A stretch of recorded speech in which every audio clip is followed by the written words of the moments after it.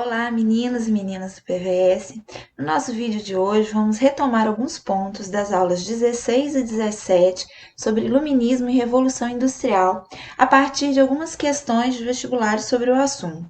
Esse assunto sempre é cobrado nos vestibulares, principalmente no Enem, e eu convido você a me acompanhar, se aprofundar mais nesses assuntos e, quando você precisar, faz uma pausa no vídeo, faz a leitura das questões com calma e se achar as explicações muito rápidas, porque a gente tem pouco tempo de vídeo, você pode voltar quantas vezes você precisar e até mesmo assistir esse vídeo mais de uma vez. Então, desde já, curte esse vídeo, compartilha com seus colegas do polo, discute esses assuntos com o mediador do seu polo também.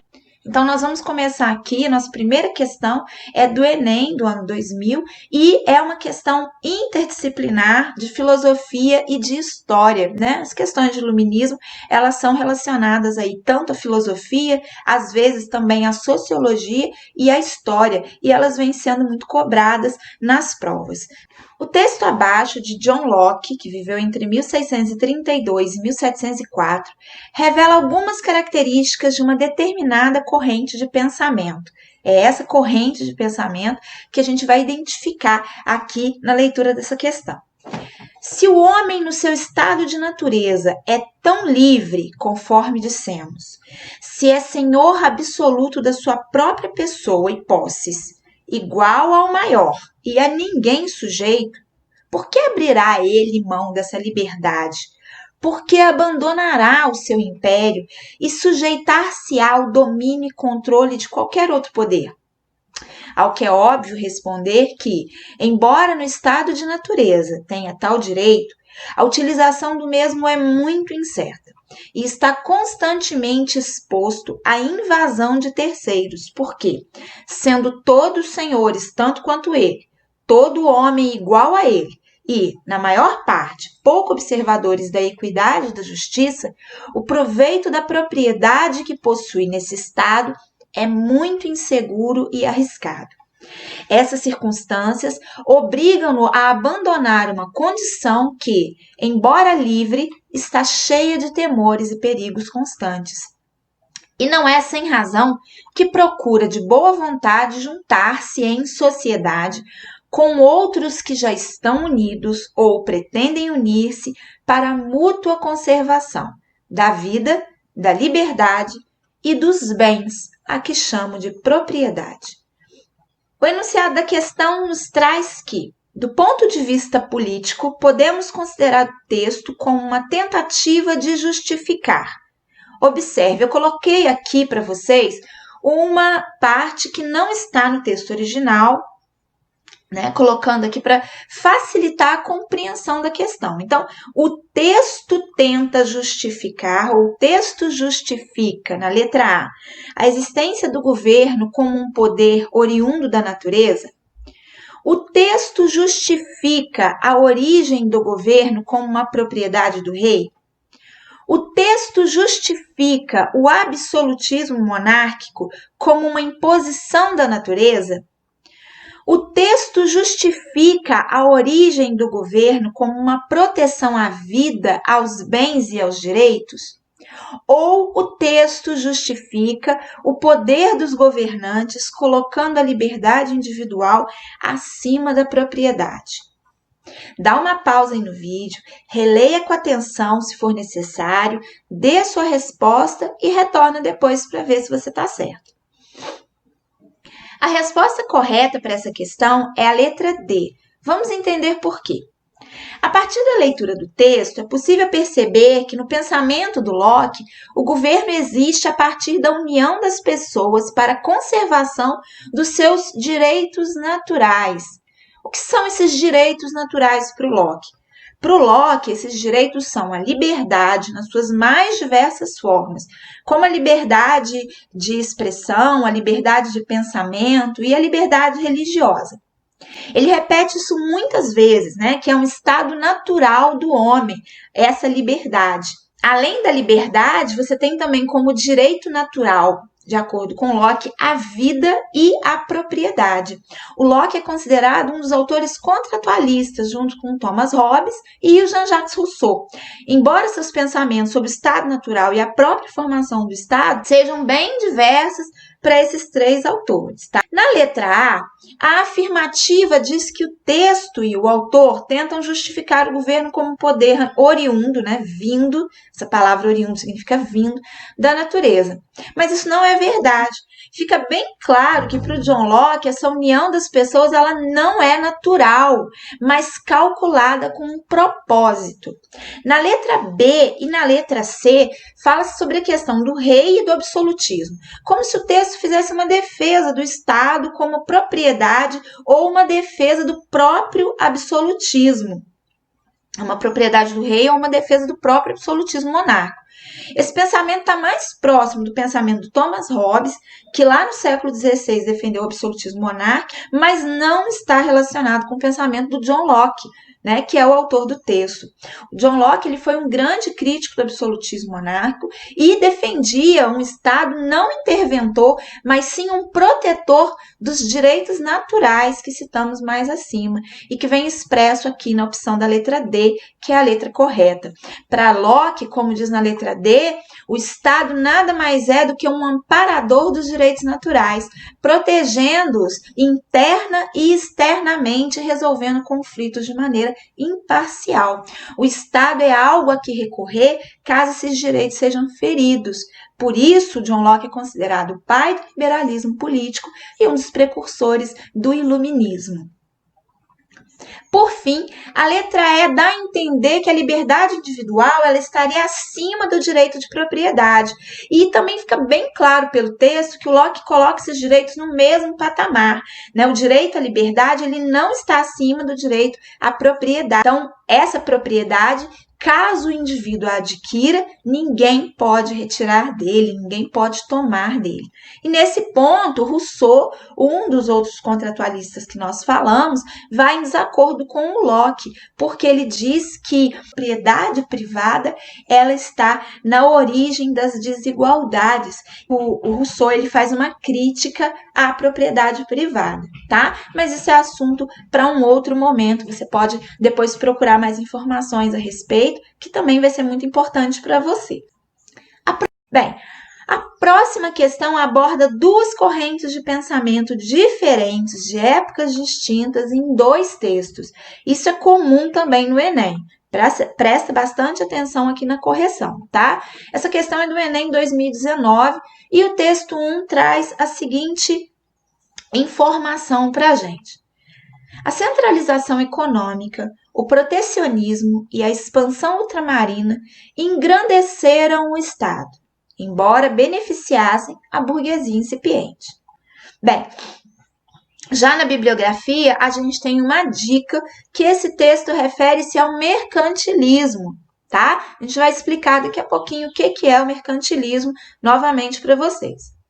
O texto 2 fala que as interferências da legislação e das práticas exclusivistas restringem a operação benéfica da lei natural na esfera das relações econômicas. Enunciado da questão é: entre os séculos XVI e XIX, diferentes concepções sobre as relações entre Estado e economia foram formuladas. Tais concepções, associadas a cada um dos textos, confrontam-se respectivamente na oposição entre as práticas de... O tipo de questão, ele pede uma atenção muito especial, muito particular, porque ele coloca dois grupos de afirmativas. A primeira dessas afirmativas está relacionada ao primeiro texto da questão. E a segunda afirmativa se relaciona ao segundo texto da questão. Então, primeiro vamos compreender do que fala o texto, para depois a gente analisar essas questões. Observem que para o primeiro temos uma dica na bibliografia que fala sobre mercantilismo, conjunto de práticas econômicas características do antigo regime, do absolutismo, que tinha como características principais a forte intervenção do Estado na economia, do colonialismo, com o controle das tarifas alfandegárias, o pacto colonial e o monopolismo. É possível vocês observarem, verem essa questão do mercantilismo nas aulas sobre colonização das Américas. Também há a busca por metais preciosos para fortalecer o Estado, mais precisamente a figura do rei, uma prática que ficou conhecida como metalismo. No outro texto do Adam Smith, um trecho do livro A Riqueza das Nações, a gente tem aí esse autor que é conhecido como o pai do liberalismo econômico, com a defesa da liberdade econômica em todos os níveis. É o mercado, de acordo com Adam Smith, que deve controlar a economia e o governo não pode interferir de forma nenhuma nesse aspecto. Dito isso, vamos dividir aqui dois quadros para a gente compreender melhor a questão. O primeiro grupo, então, refere-se às afirmações corretas ou não sobre mercantilismo. E o segundo grupo refere-se a afirmações corretas ou não sobre o liberalismo econômico. Eu vou ler as opções e indicar quais são corretas e quais são incorretas. Mas antes de continuar para o outro vídeo, dá uma pausa, faz a leitura das opções e depois você retoma. É correto dizer que no mercantilismo há uma valorização do pacto colonial? Sim, é correto. Então vamos indicar que essa parte aqui, essa frase, ela está correta. Nós vamos continuar aqui nessa coluna sobre mercantilismo e depois nós vamos analisar a coluna sobre o liberalismo econômico. Então, na letra B, defesa dos monopólios régios. Essa afirmativa é correta em relação ao mercantilismo? Sim, ela é correta. Então, também é uma característica do mercantilismo. Além disso, na letra C, nós temos aqui formação do sistema metropolitano, que faz parte do pacto colonial também, né? A metrópole e a colônia. Então, também está correta essa afirmativa em relação ao mercantilismo. Letra D, abandono da acumulação metalista. Essa opção, essa afirmativa, ela está errada em relação ao mercantilismo. Então, isso aqui não está correto, né? Assim, essa acumulação metalista é um dos objetivos dentro do mercantilismo, uma das principais características do mercantilismo. Letra E, eliminação das tarifas alfandegárias, outro equívoco, né? Não há essa eliminação das tarifas alfandegárias, ao contrário, essas tarifas, essas taxações alfandegárias nas importações, nas exportações, elas também são uma característica desse Estado mercantilista. Agora nós vamos analisar as opções relacionadas, as afirmativas relacionadas ao liberalismo econômico. Tá? Muito cuidado com os verbos nessas frases, né? Por quê? Porque às vezes a expressão seguinte ao verbo, ela até está correta, ela até se relaciona, então não adianta você só saber as palavras-chave, você tem que fazer essa relação com os verbos. Aqui na letra a palavra combate a livre iniciativa torna essa opção incorreta, porque o liberalismo econômico, ele defende a livre iniciativa. Na letra B, nós temos aqui o apoio à livre concorrência, né? Uma das bases do liberalismo econômico é exatamente a necessidade da livre concorrência para regular essa economia, né? Essa frase, ela está correta e ela relaciona-se ao liberalismo econômico.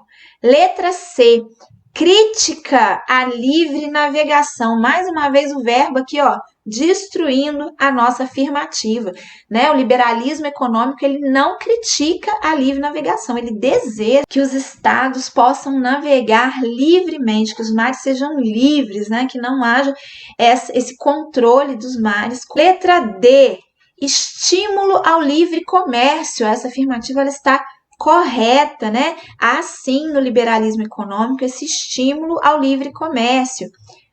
E, por fim, o incentivo ao livre cambismo na letra E, mais uma vez, aí ressaltando a necessidade do livre da economia livre, né, sem a intervenção do Estado.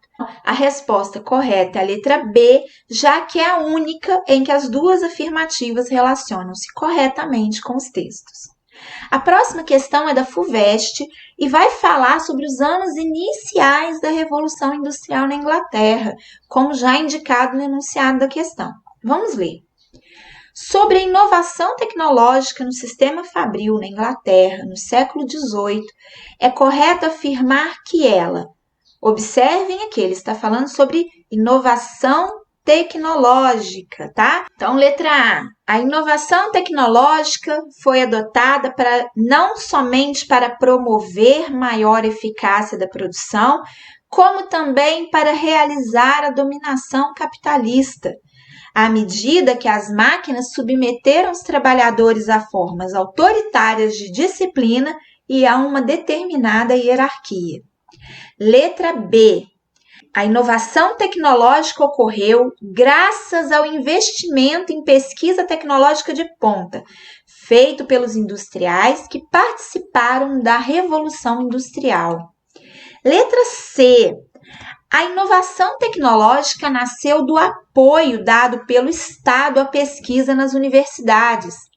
Letra D.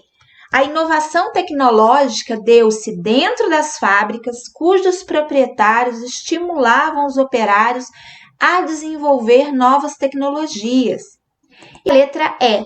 A inovação tecnológica foi única e exclusivamente o produto da genialidade de algumas gerações de inventores, tendo sido adotada pelos industriais que estavam interessados em aumentar a produção e, por conseguinte, os lucros. Bem, a partir daqui vamos começar a analisar as opções. Dê uma pausa nesse vídeo, tenta responder e depois retoma para ver se você acertou. A resposta correta para essa questão é a letra A.